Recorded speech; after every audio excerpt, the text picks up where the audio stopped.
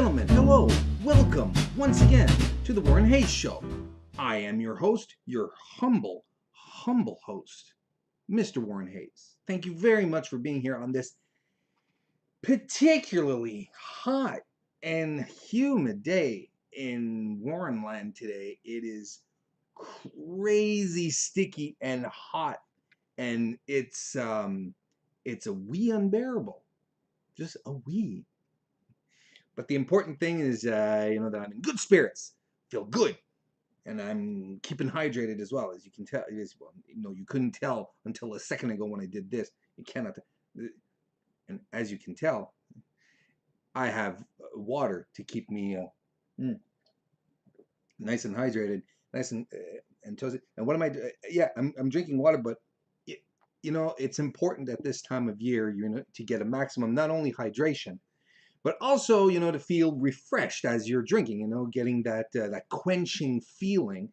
And, there's nothing better than infusing your water with lemons inside. And quite honestly, if you're drinking water and not infusing your water with lemons, honestly, I don't know. You're drinking water wrong. Doesn't that sound refreshing? I'm so thirsty all the time. I'm just watching television, and I get sweaty just setting up everything for the podcast, the podcast, the tube thing, whatever it is I do. I don't even know anymore what I can do. I'm glad you're here. Thank you very much for being here. A few notes before we go on. Did you check out my Raw review? Hey, that's on my YouTube channel. What's my YouTube channel? I have a YouTube channel? Where's it at? Oh, it's at tinyurl.com/Mr. Warren Hayes.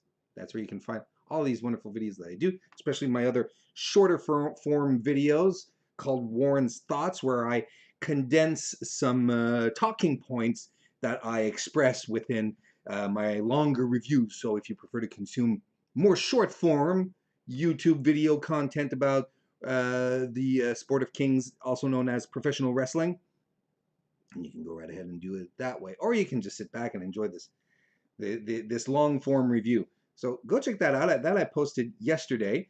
Today is the 25th. So tonight, Wednesday the 25th, if you're watching this on the same day tonight, I will be on FightfulSelect.com doing my weekly Combination 205 live NXT post-show review. So that's always fun. I do it immediately after NXT. Jump onto a stream, start it up live. If people want to come join me, they can. Otherwise, it's available for all subscribers at FightfulSelect.com. And then on Thursday, I'm going to do my weekly G1 wrap-up, which I started last week. There's a lot of stuff to talk about. There's so many things to talk about. And now that we're in week 2, there's even more. Now, we're starting to get more and more of a picture of, who's taking the lead, who's lagging behind. So now there's a lot more speculation now. Now we can start thinking about, well, who's advancing, who's looking good, who's due for a comeback, so on and so forth. There's such great, fantastic stuff happening in the G1. I hope you're taking the time to listen to it on New Japan World. It's worth the $10 or it's about $10. What, 999 yen, something like that. I don't remember exactly what the conversion is, but man, there's like 3 hours of wrestling a day. It is worth the subscription for the next 2 months, and then you can even go watch old stuff if you haven't seen Dominion yet. You have to do it. Have you seen Wrestle Kingdom yet? Can you reserve an entire day to watch Wrestle Kingdom? Well, do it if you can. It's amazing. There's so much great content there as well. So I'll be doing that on FightfulSelect.com. And if you're wondering, what is FightfulSelect.com? Well, FightfulSelect.com is the premium subscription service for Fightful, Fightful.com. For Fightful.com, which is a combat sports website. They cover pro wrestling, they cover MMA, they cover boxing. It's a fantastic site, and you can go and get all your wrestling, MMA, boxing news from there. completely free of charge. They don't put none of the information, none of the news is put up behind a paywall, and that's really interesting. All this extra content that you get though when you subscribe to Fightful Select, that's the good stuff. That's the meat. That's all the extra goodies that you as a fan of pro combat sports like to get. And I contribute to this because it's cool, and apparently I'm, not half that bad. Apparently. So go ahead, go sign up, and you'll be supporting one of the better news sites out there. Sean Rossap, who's the editor, managing editor, director. He has the scoops. He gets all sorts of scoops. So go to FightfulSelect.com. Take a look at everything that you can have access to for very, very low monthly fee. It's amazing. Go take a look at it. Are we ready to talk about SmackDown Live? Yes, because I think I went through all my talking programming points to begin with. SmackDown Live, July 24th, 2018. Listen, this was one of the better paced SmackDown Lives in a while, and the show was so smooth, and everything just fell right into each other. There wasn't a single lull. Everything was executed with urgency and confidence. This was WWE at its top form right here last night. Was an amazingly well put together show. At some point I looked at the clock. It was 9:15. I was like, wow. It seems to me the show just started, and that's a great feeling, as opposed to, looking at your clock while you're watching wrongly. Oh my God, the first hour's just over. I still got 2 more hours to go. That's worse. No, everything went well tonight. So let's go right ahead. We'll just start chatting about that. Right. The Miz arrives on location, and he's with Maurice, and he's also with a baby, Monroe Sky. And you gotta wonder how Miz is a heel when he arrives with his newborn baby girl. I mean, how are you supposed to, how are you supposed to do that? And just be like, he's like, boo, Miz. No, he's a proud dad. He's got his baby girl with him. Come on. It's not heels. Heels don't have cute babies. Heels have, werewolf babies. Werewolf boys. The ones that then they have to sell off to the circus. In the freak show, because these people can't have a normal life. They have to join the circus. Here's $10. The first real segment of the evening is Randy Orton, who comes into the ring with a microphone. And Randy delivers an incredible promo. And I feel like just in this moment, that 5 to 6 minute segment that he had right there, I feel that he's rejuvenated himself unbelievably. Let's go. I'll run it down real quick. He takes the mic and he's talking to the audience and says, I've heard your theories. You're wondering, why did I attack Jeff Hardy? Why was I, why did I do it? And I heard all your theories, but you're all wrong. You're all wrong. It's not something that someone finished business from 10 years ago. It's nothing like that. Your theories are all wrong, people. I did what I did to Jeff Hardy because of all of you.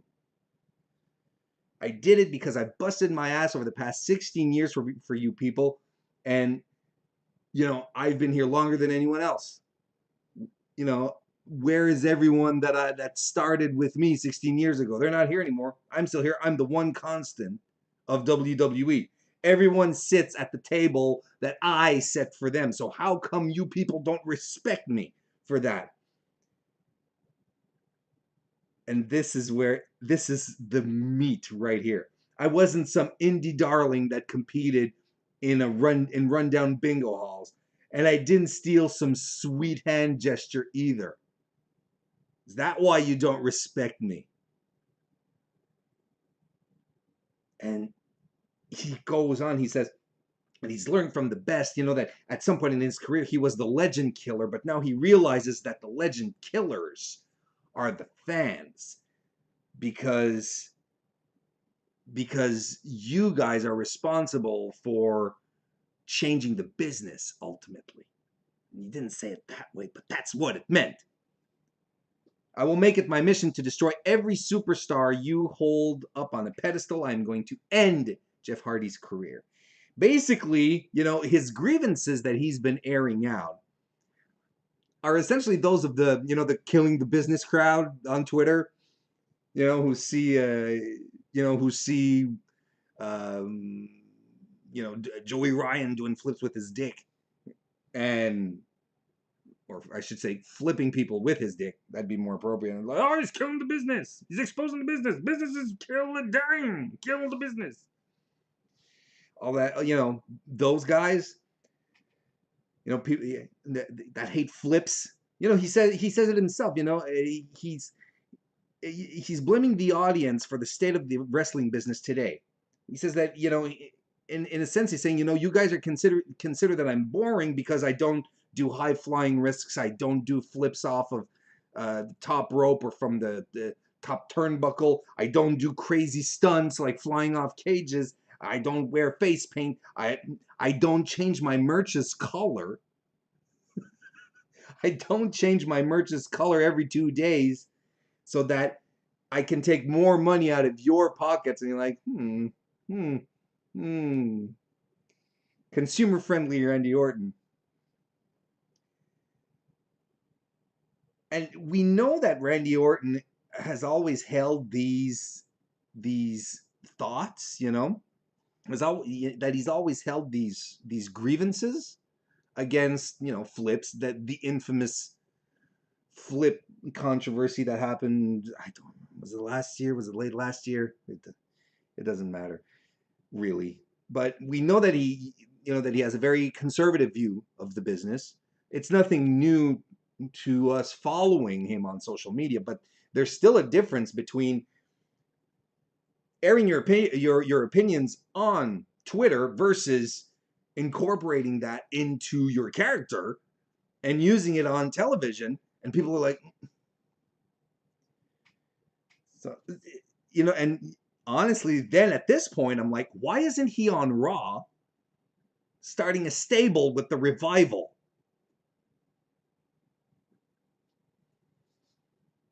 So this was great. This was such a fantastic promo because it made sense.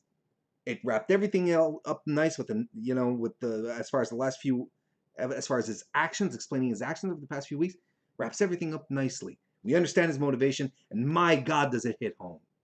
Career reinvention for Randy Orton at this point. I love this angle that he's giving himself. It's really good. He yeah, I mean, it's such a great tangent. And those of you who follow me and who watch my reviews, you know that sometimes I ask myself, especially in the case of Bayley and Sasha on Raw, their angle that they're confusing and messing up. Sometimes you ask yourself, you say, look, WWE, right here and now, you have a built-in storyline. You just have to use it. You just have to push it to the forefront. And it's built in. It's ready-made. Go for it. And here they are doing it. Randy Orton, the guy who doesn't like how the business is evolving, how it's changing, is now going to take matters into his own hands. It's perfect. Bravo. That's exactly it. That this story was ready made for. Good job. Great opening segment. Gotta say, I'm excited to see Randy Orton next week.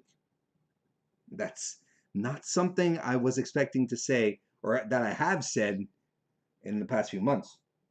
Mm. There's going to be a lot of hydration on the Warren Hayes show today. Mm. Oh, I'm still glad. I wouldn't be anywhere else than right here, right now, doing this. You can trust me on that. We have our first match of the night, which is Rusev versus Andrade Cien Almas, which was announced earlier in the day with a great little promo on Twitter. And by God, what a fantastic little match that we got here.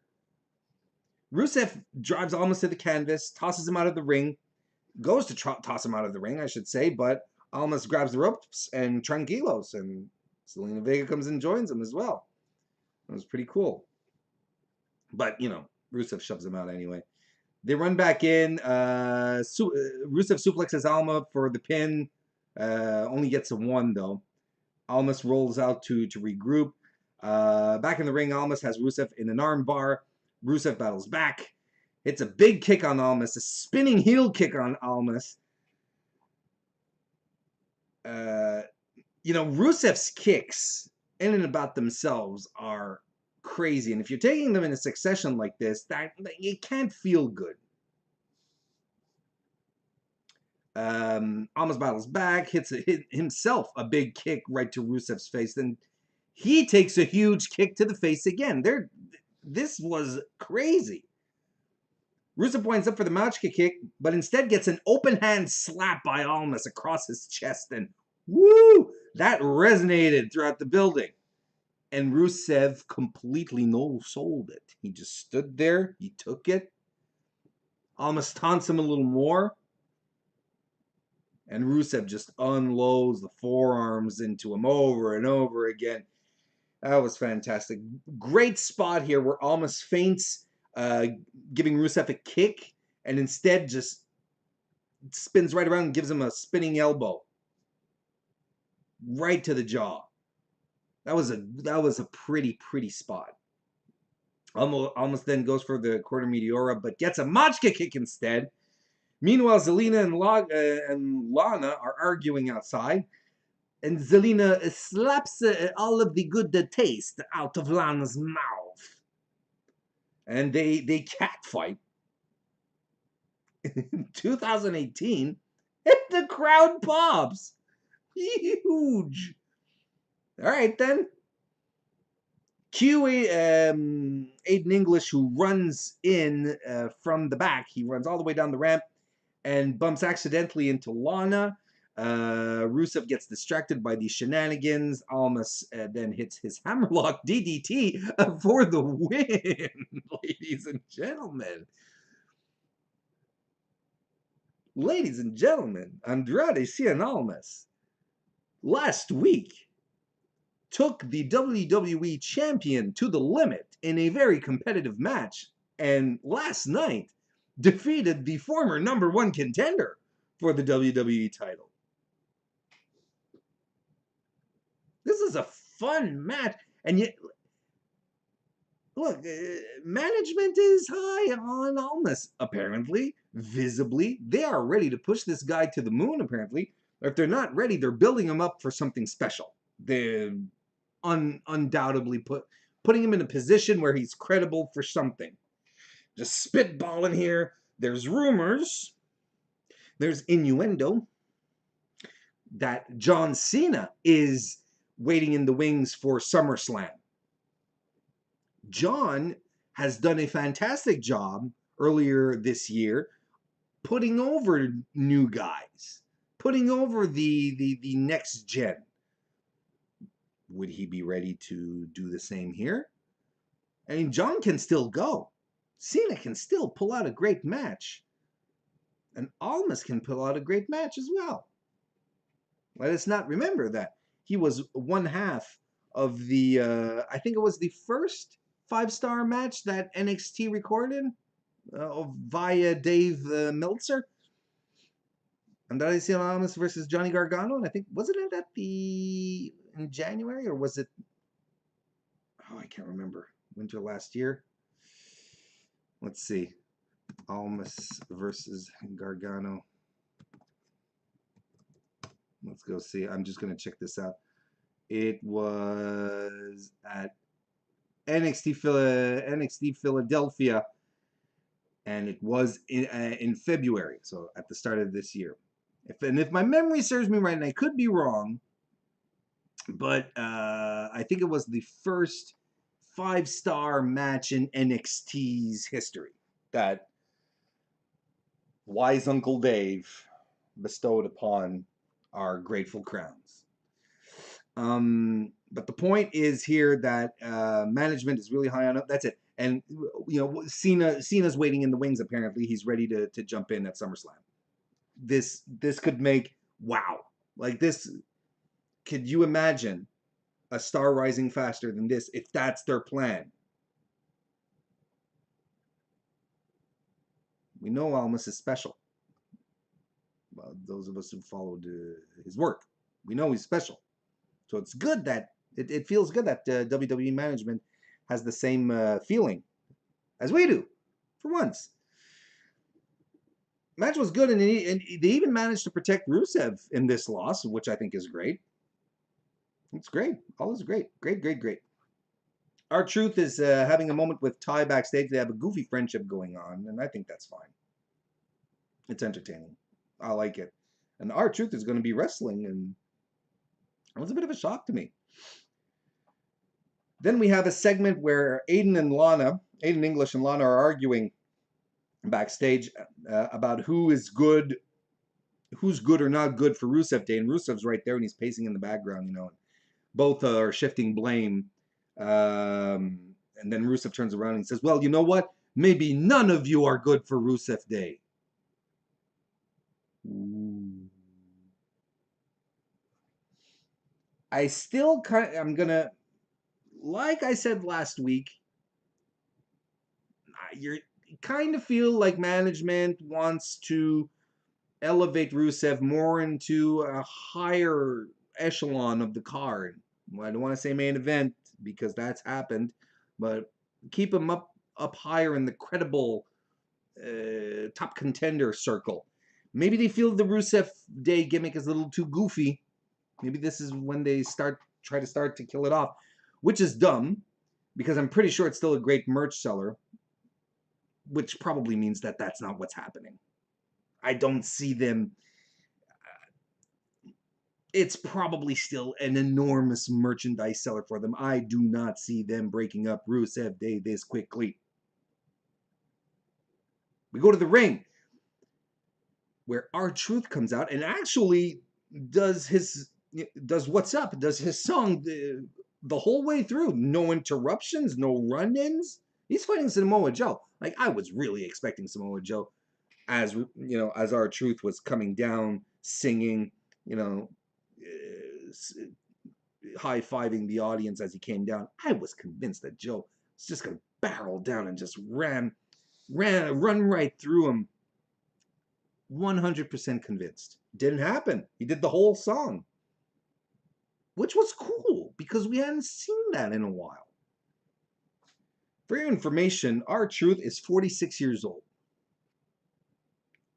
He's older than I am, not by much, but man, what he did in that ring was shocking and surprising. He could still go. He could go. What's fantastic here is that it left me with a taste for more truth. How do you like that one? I want to see more of R-Truth now. I was like, okay, well, why don't let's book him more. Let's put him on the cards more. This was good. This was a lot of fun. He hits a big spinning kick to start with. The Stinger Splash. He goes for a Stinger Splash on Joe in the corner, and he comes in with such velocity and momentum. He's like, dude, I'm wrestling. I am going 125% in this. His Stinger Splash has so much momentum that he almost sends himself right over the turnbuckles, right onto the outside. He almost slid right off Joe. That was crazy. He misses the scissor kick, and that means Joe gets a headbutt. Uranagi, Kakina clutch. That was fun while it lasted, though. Another great squash for Joe. We'll talk about Joe more in depth in a short while.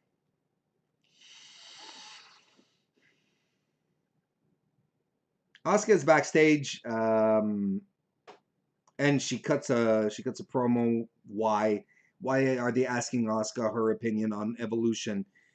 Don't have Asuka do promos. I don't know why they're insisting on giving her a microphone. She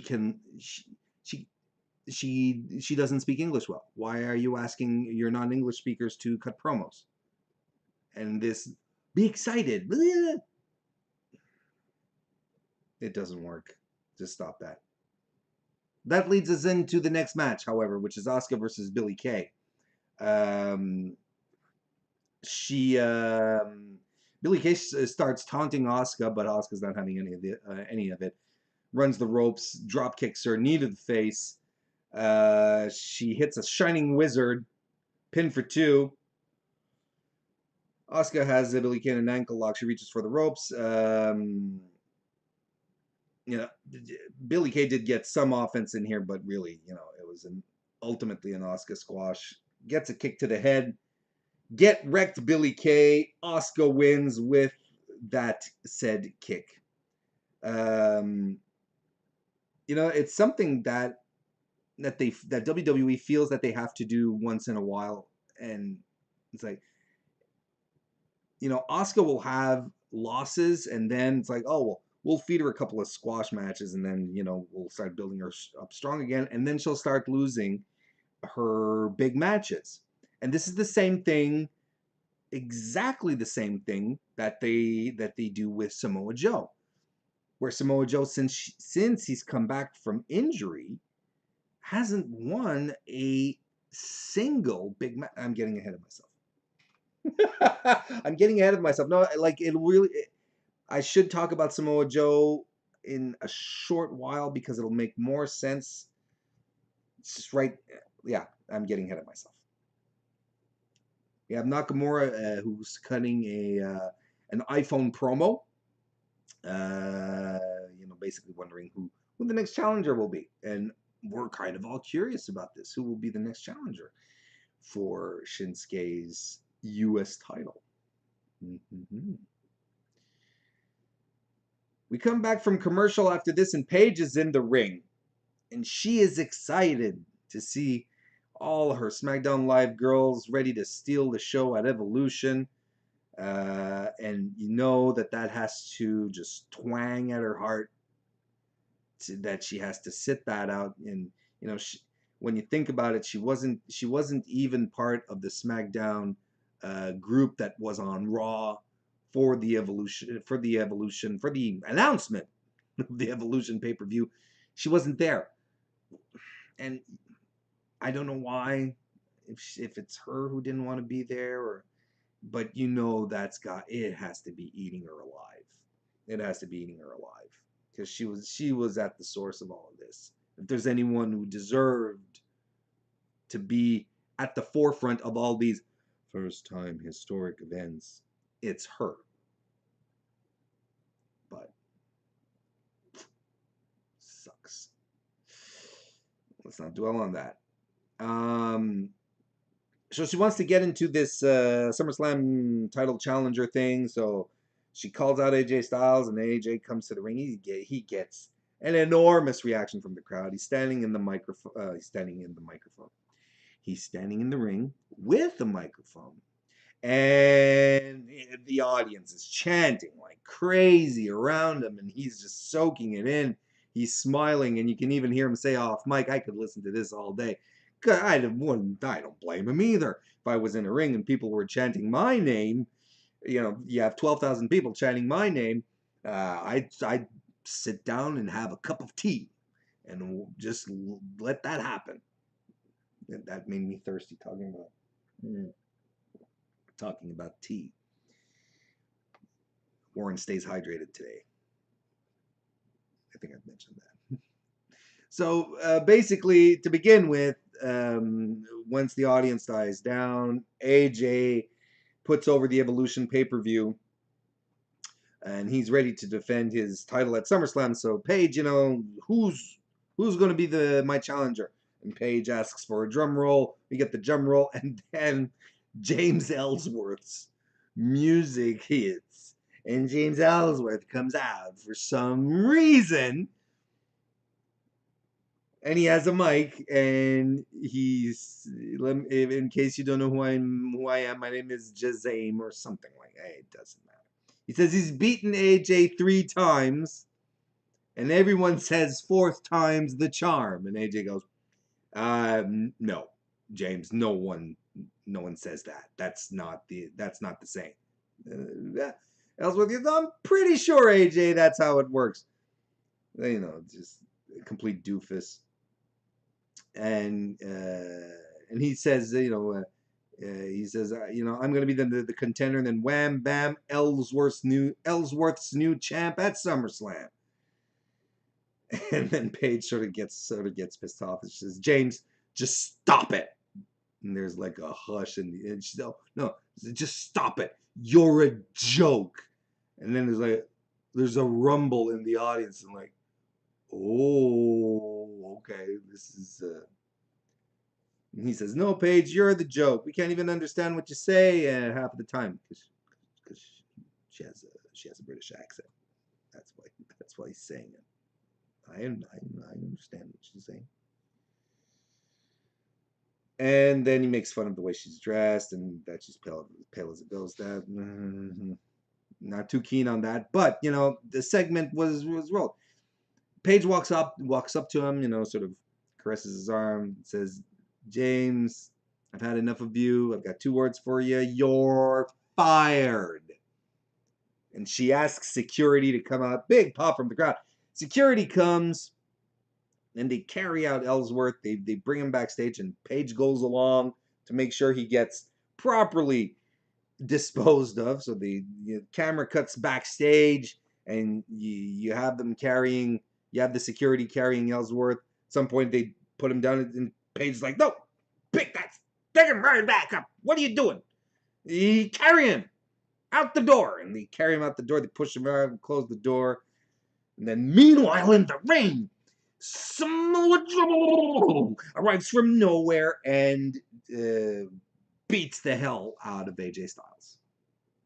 And he goes and signs the contract, signs his name there, flips the table onto the fallen AJ, and leaves. All right. We have got some stuff to unpack here, don't we?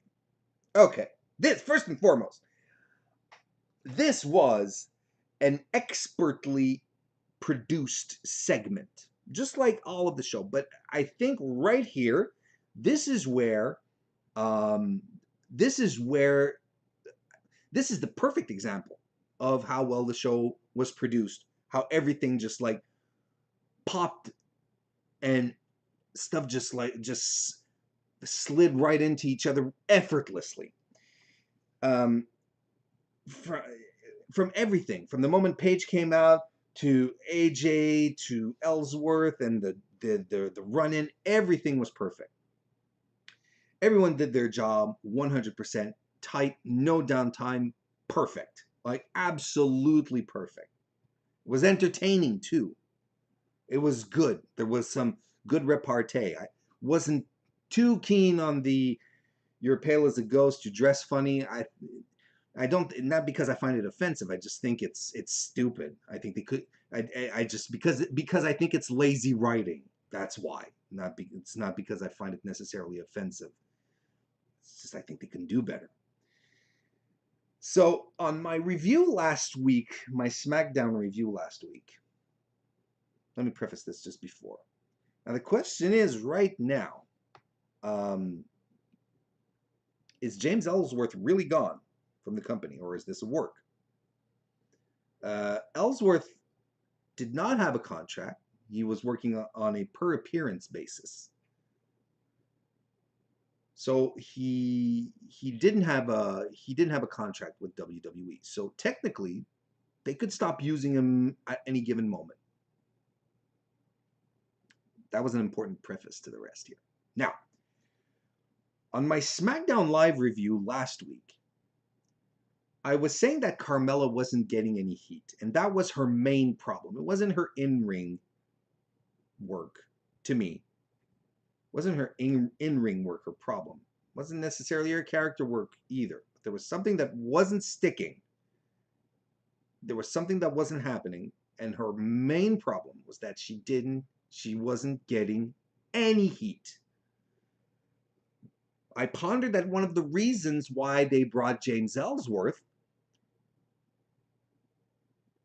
back to her was to help kick up the heat factor, especially in her feud with Asuka, because she just wasn't generating any. And Ellsworth is a heat magnet.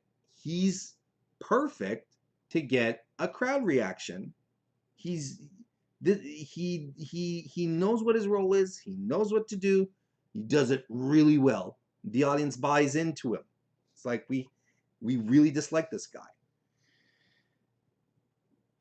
This is probably why the tail end of the Carmella Asuka feud was primarily centered around Ellsworth.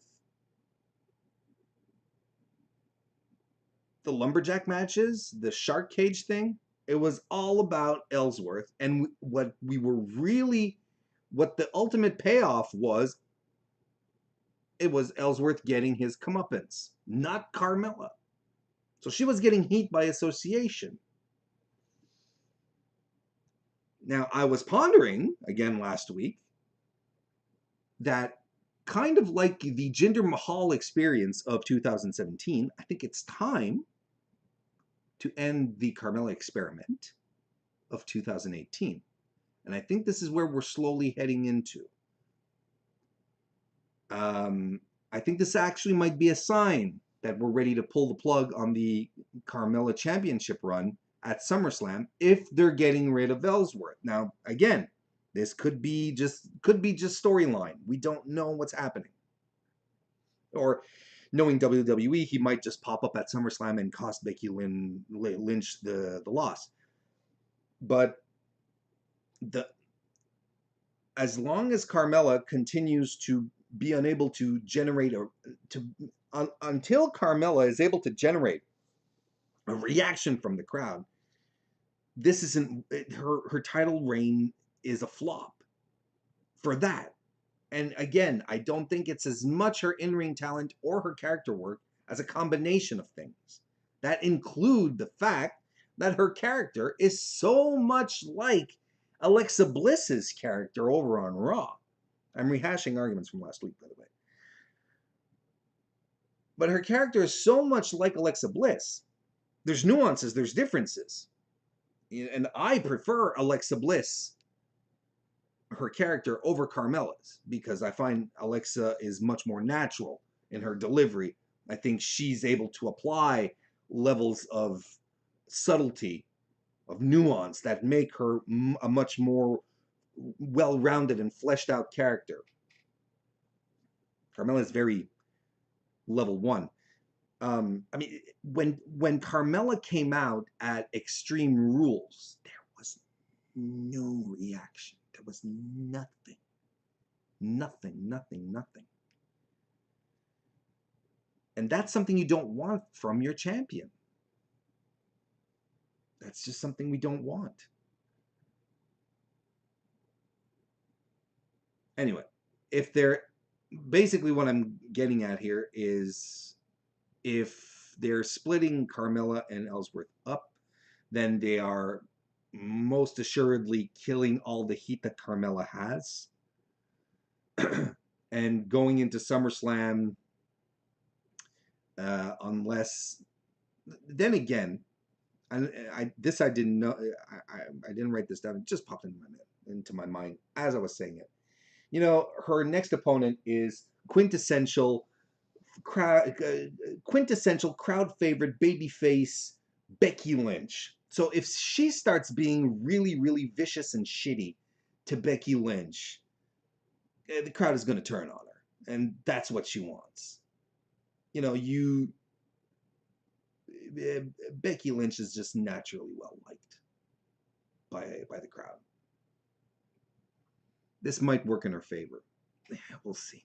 But if I were in WWE shoes, if I was in management shoes right now, thanks Carmella, good job. You gave it your all, but now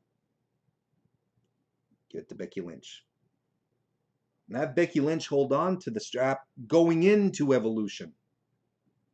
Not have her win it there.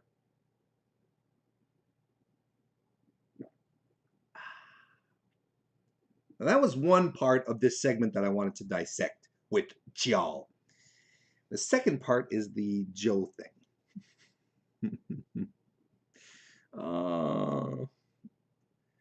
I'm really, really disappointed that Joe is the man who's going to be fighting AJ at SummerSlam.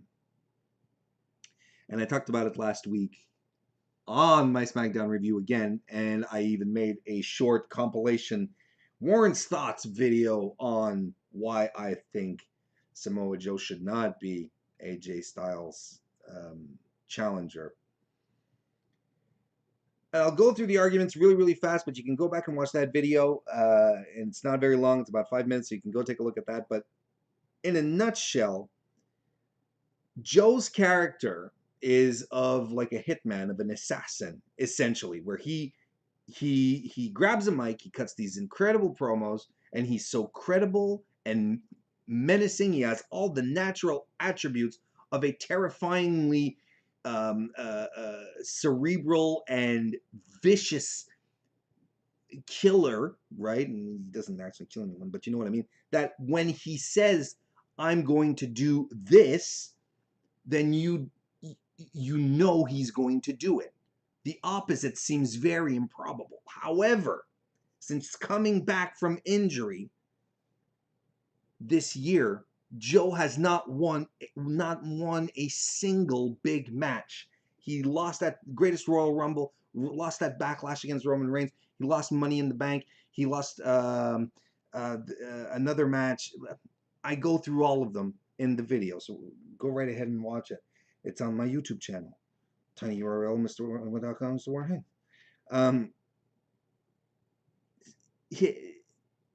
And this is what hurts Joe's character ultimately. And it's the same thing. I find that they're doing the same thing with Asuka. Asuka hasn't won a single big match since WrestleMania. She hasn't.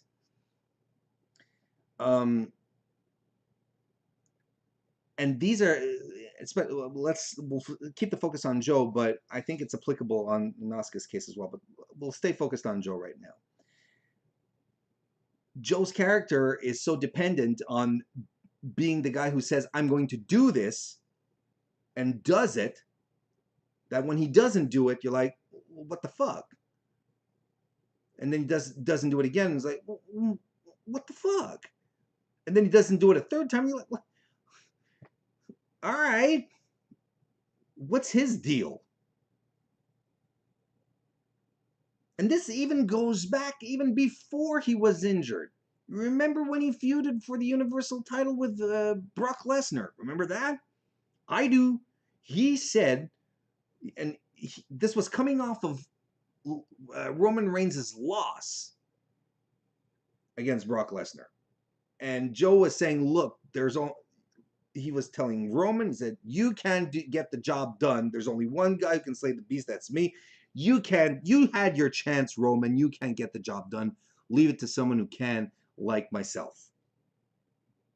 And then he had that incredible promo where he threatened very eerily Paul Heyman. Remember that? In the corner of the ring, off mic. That was amazing. And he was saying, I am the guy who's going to beat Brock Lesnar. I'm the only guy who can do it. And he didn't. Fine. But this has been Joe's story. He's been losing his big matches. And I'm acting as if I'm convinced that he's going to lose at SummerSlam. And I'll be frank, I don't see, there is no compelling reason for WWE to drop the title from AJ Styles at this point in time, especially since we're hearing a bunch of rumors, a bunch of reports that say that management is super happy with AJ Styles and how he's conducting himself and how he's handling his matches. And he's a pro. He's fantastic to work with. They're not taking the title off of him. He's the guy on the cover of the video game. They can't, there's no apparent reason right now to take the title off of AJ Styles. Not at SummerSlam. I could be wrong. And I hope I'm wrong. Because not only do I feel like Samoa Joe should win a big match, or needs to win a big match, but he'd be a great WWE champion. Don't get me wrong. I want to clarify something here. I'm as excited as any of you marks, and I'm saying that out of love because I'm a mark as well. I'm as excited as anyone else to see friggin' Samoa Joe versus friggin' AJ Styles for the WWE title at SummerSlam in 2018. This is big. This is huge, guys. I'm excited for this. Why wouldn't I be? But my appreciation for the work of Samoa Joe goes beyond him going into a match where I feel he has no chance of winning. I really fear that he's going to lose.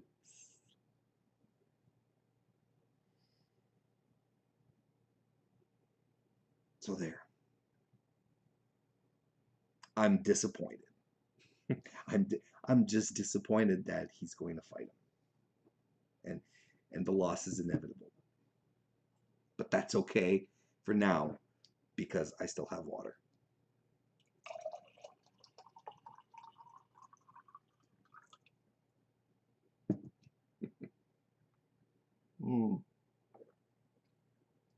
Wash all away these awful feelings. Lemon water, please. Thank you.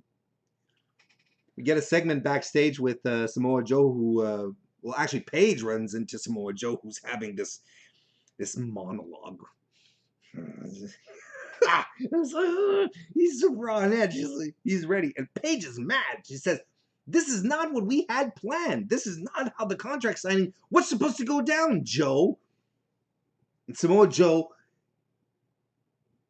the line. Samoa Joe says, "What you had planned was pedestrian. What I did was phenomenal." And he puts his arms out. Oh, he is... That line was so good, and the delivery was so perfect. Man. Then she turns around and Carmella's there, and Carmella's like, "Why would you fire James?" And Paige has no patience right now. She's mad as hell. And she looks at Carmella and she says, "Look, if Mella has money, go buy yourself another boyfriend." "He's not my boyfriend." And she says, "I'm going to stay champion riding to Evolution." Big deal. All right. We get, because she says that she's going to beat Becky Lynch in her qualifying match for SummerSlam. And there you have it. That's the match that's set up here. Carmella versus Becky Lynch. Which was a good match. A good match by both ladies. Shocker, isn't it? But you see, anyway, let's go just quickly go through the match. Becky immediately starts working on the arm, tries to get the disarmor on Carmella. Well, she actually gets the disarmor on her, but Carmella reaches into the ropes, breaks up the move. Then again goes for the disarmor, which Carmella reverses into a roll-up, gets a 2 count. Becky Lynch runs the ropes, hits a flying forearm. Carmella rolls to the outside.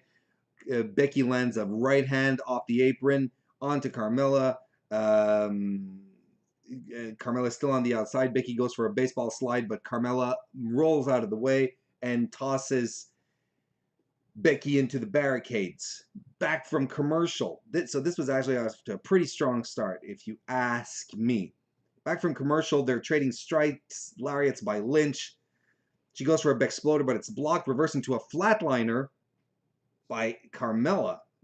That was nice. Pin gets a 2. Becky Lynch blocks a top rope DDT, goes into a Bexploder. She goes to the top rope. She's crotched by Carmella, who hits a top rope Rana. Very nice. Little later, Becky goes for the disarmer. That's blocked. Carmella does a pin attempt with both feet on the rope. But Lynch still manages to kick out at the least possible moment. Like the absolute last possible moment. Becky goes back up to the top rope, misses the top rope leg drop. Kick by Carmella, tries for a pin, gets a 2 count. Lynch then manages to lock her up in the disarmer for the win. No escape. Becky versus Carmella at SummerSlam for the WWE Women's title. This was a really good match by both ladies. And you can be as cynical as you want and say, well, of course, she's wrestling with Becky, so Becky's going to carry her to a great match. But honestly, it always takes 2 to tango. Always takes 2 to make a thing happen. As far as I know, there's only one match in history that I know of that it was entirely resting on the shoulders of one man. And I will be talking about that very soon in a FightfulSelect.com retro review. Suspense. This was a great match. Carmella looked good. Becky looked great. Apparently Tyson Kidd was the producer of this match. Aha, go figure. No wonder it was a good match. We have a quick promo with the Bludgeon Brothers. And that always... This even back when they were doing their initial vignettes in the woods, I'd chuckle at the delivery of their lines, and it hasn't changed. It's still so wonderfully basic level, mean, menacing horror type guy. 4 teams will fight, but there will be no winning, only punishment. Luke Harper is so over the top with this. He's amazing. I love him. It makes me laugh every time. So that leads us into the tournament, the first match of the tag team tournament to determine the number 1 contenders for the SmackDown tag team titles. Then we have the New Day versus Sanity. We have Woods and Wolf to start. It's Alexander Wolf and Killian Dane for Sanity, and Xavier Woods and Big E for the New Day. Look, I'll be honest. This match was too quick, and I don't think the right team won. I don't understand where this is going. Woods. Wolf at some point hits a really nice German suplex on Xavier Woods. Dane comes in and hits, I think was a bicycle kick, which I thought was, like, for a guy his size, hitting a quick move like a bicycle kick, that was crazy. But I wouldn't be surprised because Dane he's really agile. Woods tries to tag in Big E. Dane drops him on his back and then hits a senton. We go to commercial. When we come back, the Usos are imitating Saxton with old-timey commentator accents, which is pretty funny. And none of the commentating team just try to interrupt. They just let the Usos go. It was really funny. They are such princes on the microphone. Woods fights back, hits a big missile drop kick, and finally hits the hot tag to Big E, who does 2 belly-to-belly suplexes. Eric Young at some point runs interference. Dane catches Kofi, who tries to run interference as well, but Woods does a rolling slam off the stairs. They crotch Young, who's on the top rope. They crotch him there to get him out of the business. Anyway, New Day advances. Look, it was fine, but to think that Sanity could be in NXT right now, feuding with the War Raiders, War Raiders, it kind of breaks my heart. This 50-50 booking again hits us right in the jaw. You know, they beat the New Day at Extreme Rules in a nothing match, in a pre-show match, right? And then the match that actually has stakes, it's set up for them to lose. So I was kind of hoping that the New Day would not win, not because I don't like the New Day. I adore the New Day. But especially since they're trying, you know, they've been saying in interviews recently that they'd like to try and do more single stuff. This would have been a good opportunity to just move them aside from the tag division a bit and leave other guys shine, such as your brand new tag team, who is supposed to be menacing and threatening, and who's already lost. Again, this is their 3rd tag match, I believe. And it's the 2nd one they lose. And they haven't pinned anyone yet. They just drove a guy through a table. They haven't even pinned someone yet. I don't know what they're doing with Sanity, man. I don't know what they're doing with AOP either. I mean, what's the point of, at least Sanity is being added into the SmackDown Live tag division, which has the most interesting tag teams which has the most interesting collection of tag teams between the both brands. They have the Bar, they have the Usos, New Day, Sanity, the Bludgeons. That's a fun setup right there. They have the Colognes. Let's not forget the Colognes. On Raw, there's essentially there's tag teams, but everything is so sloppy and disorganized that when AOP actually was brought up, I was like, oh, okay, finally, this will probably be the foundation that they're going to build the Raw tag team division back up on, but no, and I was in the Fightful SmackDown post show tonight.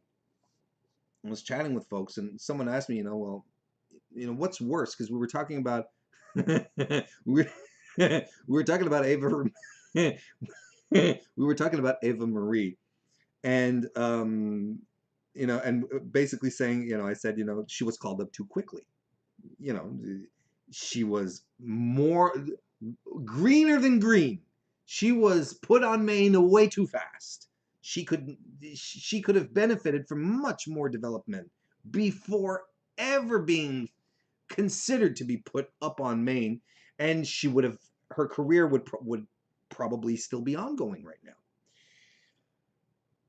It's speculation, of course, but the point is that she was called up too quickly. She was too green, and it exposed her. And someone in the chat asked me, well, what do you think? What's worse? Calling up someone too quickly, or calling up someone who's not ready? Calling them up too quickly and having nothing for them, or calling them up too quickly, being too green. And I told that person, and this still holds true, I answered that it's worse to bring up someone who is too green. Because at least if you bring up someone too early but have nothing for them, but they're talented, then when you do decide to pull the trigger, well, at least you'll be able to do something with them because they were ready in the first place. They were just brought up with nothing to do, like the Revival, like Authors of Pain. And now slowly like Sanity, whereas we all thought Sanity would fit in so wonderfully on SmackDown that they'd carve a niche out for themselves.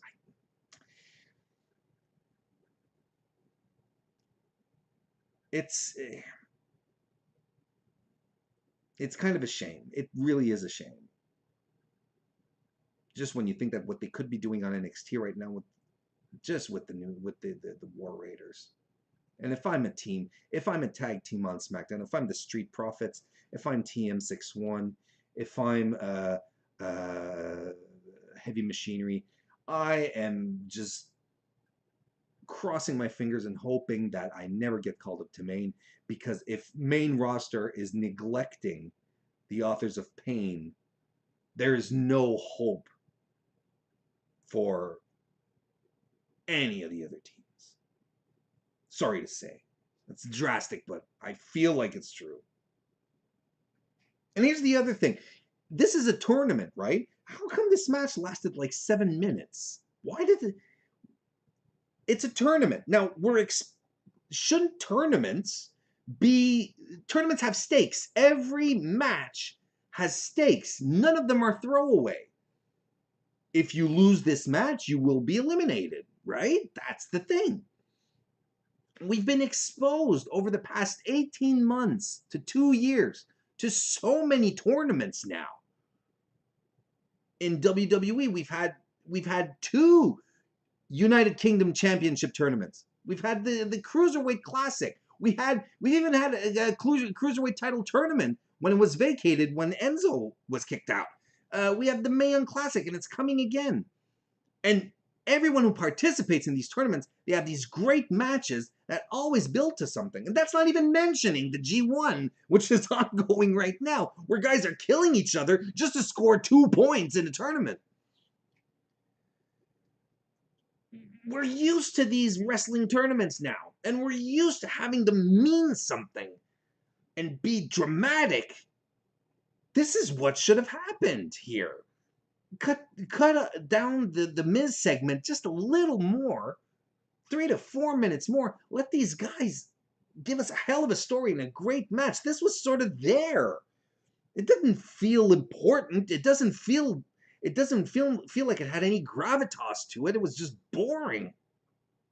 Not boring, but it didn't feel like, the match didn't feel like a tournament match. It just felt there.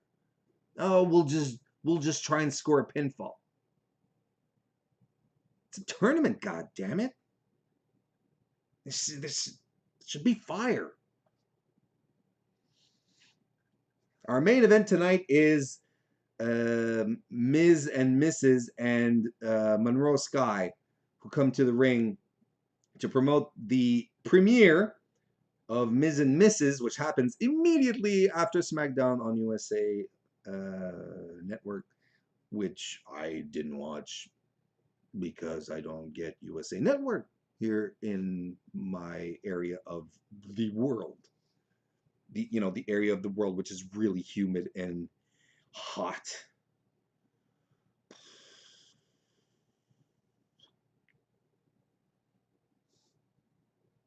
The spin and point move that Miz does when he does his entrance, and he had Monroe Sky, or at least we thought it was Monroe Sky. The way he does it, and he sort of looks at her, and he does his point. It was the most adorable thing. Why is Miz a heel here? None of it made sense. So we go into the ring, and I forgot to just check the replay. I have the notes. Miz started describing his show. Maurice gets the mic, talks about the show. Miz describes it. Says it's Curb Your Enthusiasm meets something else meets Rough Ref meets something else. I like that he just...